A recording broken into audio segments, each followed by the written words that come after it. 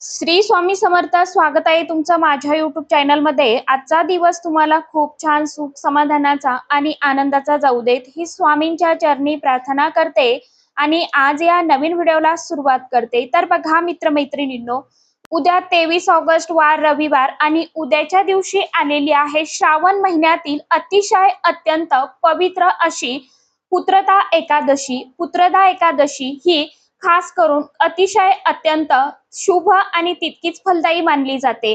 बघा, श्रावण महिना आधीच हा देवादिदेव महादेवांना समर्पित असणारा महिना आहे. प्रत्येक भाविक भक्त जे आहे तर ते महादेवांची या महिन्यामध्ये खूप मनापासून सेवा भक्ती जी आहे तर ती देखील करत असतात. त्यातच रविवारी येणारी ही एकादशी भगवान श्रीहरी विष्णुदेव आणि माता लक्ष्मीच्या आशीर्वादाने अधिकच फलदायी ठरते. पुत्रदा या शब्दाचा अर्थच असा आहे की मुलांचं रक्षण करणारी, त्यांना सुख समृद्धी दीर्घायुष्य यश कीर्ती ही एकादशी असा होतो. प्रत्येक आई वडिलांची इच्छा असते की आपल्या मुलांच्या आयुष्यात सर्व सुख यावं, आनंद यावा, त्यांना अभ्यासामध्ये नोकरीमध्ये यश मिळावं, करिअर मध्ये मोठं यश मिळावं, त्यांचा चिडपणा हट्टीपणा जो आहे तर तो कमी व्हावा, त्यांच्यावरती कोणत्याही संकटाची किंवा नजर दोषाची छाया पडू नये. त्याचबरोबर तुमच्या मनातही मुलांच्या यशाबद्दल किंवा त्यांच्या आरोग्याबद्दल काही काळजी असेल तर उद्याच्या श्रावण पुत्रदा एकादशीचा दिवस हा तुमच्यासाठी अतिशय अत्यंत खूप खास आणि सुवर्ण संधी घेऊन आलेला आहे. म्हणूनच आजच्या या विशेष व्हिडिओमध्ये मी तुम्हाला पुत्रदा एकादशीचं महत्व या दिवशी तुम्हाला सांगणार आहे. त्याचबरोबर पुत्रदा एकादशीच्या दिवशी नेमकं काय करावं, काय करू नये, त्याचप्रमाणे मुलांसाठी आपल्याला एक अतिशय अत्यंत महत्वाचा उपाय करायचा आहे. आता हा उपाय कोणता असणार आहे, कशा पद्धतीने करायचा आहे, कोणत्या वेळेमध्ये करायचा आहे, याविषयीची संपूर्ण माहिती आजच्या या नवीन व्हिडिओमध्ये मी तुमच्या बरोबर शेअर करणार आहे. त्यामुळे तुम्ही हा व्हिडिओ स्किप न करता शेवटपर्यंत नक्की बघा. चॅनलवरती तुम्ही जर हा व्हिडिओ पहिल्यांदा बघत असाल तर चॅनलला आवर्जून सबस्क्राईब करा आणि असेच नवनवीन माहितीपूर्ण व्हिडिओ बघण्यासाठी समोरील बेल आयकॉनलाही प्रेस करा. त्यामुळे काय होईल, जेव्हा कधी मी नवीन व्हिडिओ अपलोड करेल तर सर्वात अगोदर त्याचं नोटिफिकेशन तुम्हाला मिळेल आणि तुम्ही एकही व्हिडिओ मिस करणार नाही. कमेंट बॉक्स मध्ये ओम नमो भगवते वासुदेवाय नमः हा मंत्र सर्वांनी आवर्जून हा मित्रमैत्रिणींनो, पुत्रदा एकादशी जी आहे ना तर ती वर्षातून फक्त 2 वेळा येते. पुत्रदा एकादशी येत असते ती म्हणजे पौष महिन्यात आणि दुसरी म्हणजे श्रावण महिन्यामध्ये येत असते. श्रावण महिन्यातील पुत्रदा एकादशीला खास विशेष अनन्यसाधारण महत्व जे आहे तर ते प्राप्त झालेलं असतं. कारण या महिन्यामध्ये भगवान विष्णुदेवांसोबतच देवादिदेव महादेवांचे कृपाशीर्वाद जे आहे तर ते आपल्याला नक्कीच लाभत असतात. धार्मिक ग्रंथ आणि पुराणानुसार ज्या दाम्पत्याला अपत्य प्राप्तीची इच्छा आहे त्यांनी या एकादशीचं व्रत आणि पूजन केल्याने त्यांना गुणी सुसंस्कृत आणि उत्तम संतानाची प्राप्ती होते. याशिवायच ज्यांना आधीच मुलं आहे अशा आई वडिलांनी जर या दिवशी भगवान श्रीहरी विष्णुदेवांची पूजा आणि उपवास केला तर त्यांच्या मुलावरील जी काही संकट आहे, अडचणी आहेत, आजारपण आहेत, नकारात्मक ऊर्जा आहे तर ती नष्ट होते. मुलांच्या भविष्यातील अडचणी दूर होऊन त्यांना नोकरीमध्ये, शिक्षणामध्ये, व्यवसायामध्ये अफाट यश जे आहे तर ते नक्कीच प्राप्त होतं. ही एकादशी पूर्णपणे आपल्या मुलांच्या उज्ज्वल भविष्यासाठी आणि त्यांच्या संरक्षणासाठी समर्पित मानली जाते. त्यामुळे उद्याच्या रविवारी घरातील वातावरण हे अतिशय अत्यंत प्रसन्न आणि सात्विक ठेवणं अतिशय गरजेचं आहे. त्याचबरोबर पुत्रदा एकादशीच्या दिवशी सकाळी लवकर उठून स्वच्छ स्नान करावं. जर शक्य असेल तर स्नानाच्या पाण्यामध्ये थोडंसं गंगाजल किंवा एखाद्या पवित्र नदीचं पाणी किंवा तुळशीपत्र टाकून स्वच्छ पाण्याने स्नान करावं. चिमूटभर हळद जी आहे तर ती देखील आंघोळीच्या पाण्यामध्ये आवर्जून टाकावी. या दिवशी पिवळ्या रंगाचे वस्त्र नक्की परिधान करा, कारण पिवळा रंग हा भगवान विष्णुदेवांचा आवडीचा रंग आहे. त्याचप्रमाणे पूजेसाठी घरातील देवघरासमोर भगवान विष्णुदेव, भगवान बाळकृष्णाची मूर्ती मूर्ती असेल तर मूर्तीवरती अभिषेक करा, फोटो असेल तर फोटो स्वच्छ पुसून काढा। याचप्रमाणे तुम्हाला छानसा शुद्ध गाईच्या तुपाचा दिवा लावायचा आहे, धूप लावायचा आहे। देवी देवतांना लाल पिवळी फुलं अर्पण करायची आहेत। भगवान विष्णुदेव, भगवान बाळकृष्णांना पिवळं चंदन किंवा मग अष्टगंध लावायचा आहे। तुळशीची पानं, मंजिरी अर्पण करायची आहे। परंतु लक्षात घ्या, तुळशीच्या पानाशिवाय भगवान विष्णू देवांची पूजा, नैवेद्य जो आहे तर तो अपूर्ण मानला जातो। उद्या रविवार आहे, एकादशी आहे, तर उद्याच्या दिवशी तुम्हाला तुळशीपत्र किंवा मंजिरी जी आहे तर ती चुकून देखील तोडायची नाही। त्याचप्रमाणे या दिवशी ओम नमो भगवते वासुदेवाय नमः किंवा विष्णू सहस्रनामाचा जप करा, विष्णू सहस्रनामावली पठण करा। मुलांच्या हाताने देवांना फळं किंवा दुधाचा नैवेद्य अर्पण करायला सांगा, जेणेकरून त्यांच्यावरती भगवान विष्णू देवांची कृपा दृष्टी जी आहे तर ती राहील। या दिवशी अन्नदान, वस्त्रदानाने गरजू लोकांना मदत करणे त्याचबरोबर अतिशय अत्यंत फायदेशीर मानली जाते। या पवित्र दिवशी काही गोष्टींची खास विशेष काळजी घेणं अतिशय अत्यंत महत्वाचं असतं बघा, अन्यथा पूजेचं पूर्ण फळ जे आहे तर ते आपल्याला मिळत नाही।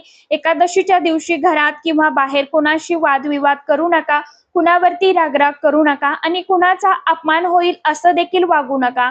सर्वात महत्वाचं म्हणजे एकादशीच्या दिवशी घरामध्ये तांदूळ किंवा तांदूळाचे पदार्थ शिजू नका, या दिवशी खाऊ देखील नका। धार्मिक मान्यतेनुसार एकादशीला तांदूळ खाणे पूर्णपणे वर्ज्य मानले गेले आहे। या दिवशी मांसाहार, कांदा, लसण जो आहे तर तो पूर्णपणे वर्ज्य करायचा आहे। या वस्तू ज्या आहेत तर त्या तामसिक पदार्थाचा त्याग करावा। तुळशीची पानं अतिशय अत्यंत पवित्र असतात, परंतु एकादशीच्या दिवशी तुळशीची पानं, मंजिरी चुकून देखील तोडू नका। पूजेसाठी आपल्याला आदल्या दिवशीच तोडायची आहे किंवा मग ज्यांनी व्हिडिओ लेट बघितला, ज्यांना माहित नाही तर त्यांनी खाली तुळशीची पानं जी आहेत तर ती गळून पडलेली असतात तर ती सुद्धा तुम्ही पूजेसाठी वापरू शकता। धुवून पुसून व कोरडी करून तुम्ही अर्पण करू शकतात। घरामध्ये शांतता, सकारात्मकतेचं वातावरण ठेवावं, विशेषतः मुलांवरती या दिवशी रागवू नका। आता आपण एक अतिशय अत्यंत महत्वाच्या विषयाकडे वळून बघूया की बघा, आजकाल अनेक आईवडिलांची अशी तक्रार असते की त्यांची मुलं ऐकत नाही, अभ्यासामध्ये त्यांचं मन लागत नाही, घरामध्ये सतत रागराग, चिडचिड करतात, हट्टीपणा करतात। यानंतर वारंवार त्यांना नजर देखील लागते। काही वेळा मुलांच्या नोकरीत, करिअरमध्ये किंवा लग्नात सतत अडचणी येतात, अडथळे येतात। त्यांचे मुख्य कारण म्हणजे जे आहे तर त्यांच्या सभोवतालची असलेली जी काही नकारात्मक ऊर्जा आहे, नजरबाधा आहे, नजर दोष आहे, एखादी वाईट नजर किंवा ग्रहाचे दोष मुलांच्या प्रगतीत जे आहेत तर त्या ठरत असतात, आणत असतात। श्रावण पुत्र एकादशीचा दिवस, पुत्रदा एकादशीचा दिवस हा या प्रकारच्या दोषातून आणि विघ्नातून मुक्त मिळवण्यासाठी सर्वात उत्तम, शीघ्र फलदायी मानला जातो। जर एखाद्या आईने आपल्या मुलांच्या भल्यासाठी या दिवशी मनापासून विश्वासाने सेवा, उपाय केली, उतारा केला तर त्या मुलांमधील हट्टीपणा, चिडचिडपणा जो आहे तर तो नक्कीच कमी होतो। अभ्यासामध्ये एकाग्रता वाढते, नोकरीत, व्यवसायात त्यांना यश मिळते आणि मुलांच्या मनातील ज्या काही अधुऱ्या इच्छा, आकांक्षा, मनोकामना आहेत तर त्या देखील पूर्ण होतात। तर हा उपाय नेमका कसा करायचा आहे, यासाठी तुम्हाला कोणकोणतं साहित्य लागणार आहे, कधी करायचं आहे हे देखील तुम्हाला आता या व्हिडिओमध्ये सांगणारच आहे। बघा, ज्यामध्ये सर्वात पहिलं असणार आहे ते म्हणजे आपल्याला खडं मीठ घ्यायचं आहे।